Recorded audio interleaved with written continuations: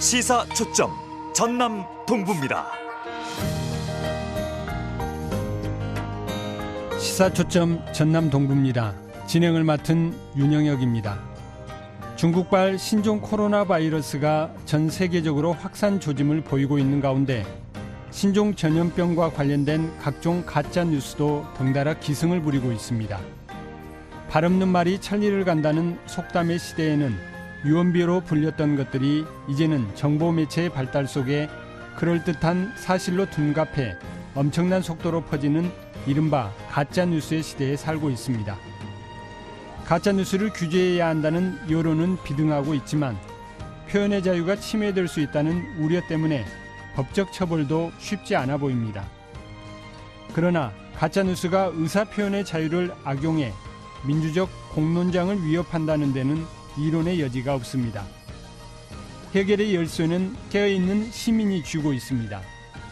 정보 매체에 실렸다고 모든 것이 진실일 수는 없다는 확신이 이를 위한 첫걸음입니다. 또 공영방송과 같은 신뢰할 만한 매체를 육성하는 것도 시민들의 몫입니다. 시사초점 전남 동부입니다에서 오늘 준비한 내용입니다. 신종 코로나 바이러스 확산에 따라 지역 경제계도 파장을 예의주시하고 있습니다. 주간 경제브리핑에서 이와 관련된 내용과 함께 지역 경제 뉴스들 전해드립니다. 순천시가 순천만 국가정원의 스카이큐브 관련 화해 공고안에 대한 수용 여부를 2월 중순까지 대한상사중재원에 통보하기로 했습니다.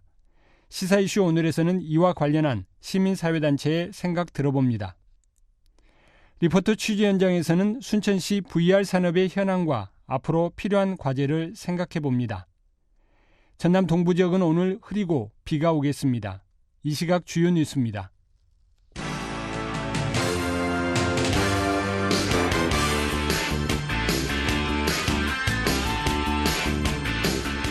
여수 영취산 송전철탑 반대 대책위원회가 어제 산신제를 경험한 2차 집회 출정식을 열고 지난 22일 안전상의 문제로 중단된 단식 농성을 릴레이 단식 형태로 재개한다고 선언했습니다. 대책위는 송전선로의 지중화가 관철될 때까지 한전 본사와 여수시청 앞 시위도 병행하겠다고 밝혔습니다.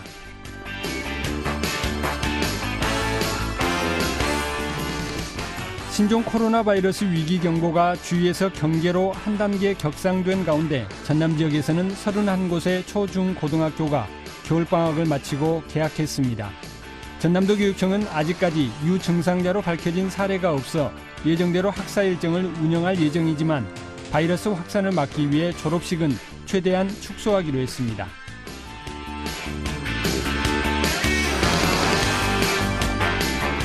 정부의 관광거점도시 사업대상지 공모에서 여수시가 탈락했습니다. 문화체육관광부는 관광거점도시 육성사업 대상지 가운데 국제관광도시로 부산을, 지역관광거점도시로 강릉, 전주, 목포, 안동 등 4곳을 선정했다고 밝혔습니다.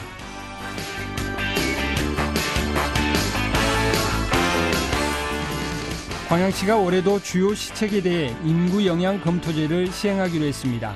광양시는 올해 일자리와 육아, 보육 분야에서 추진하고 있는 45개 사업이 인구 증감에 어떤 영향을 주는지를 미리 예측하고 검토합니다.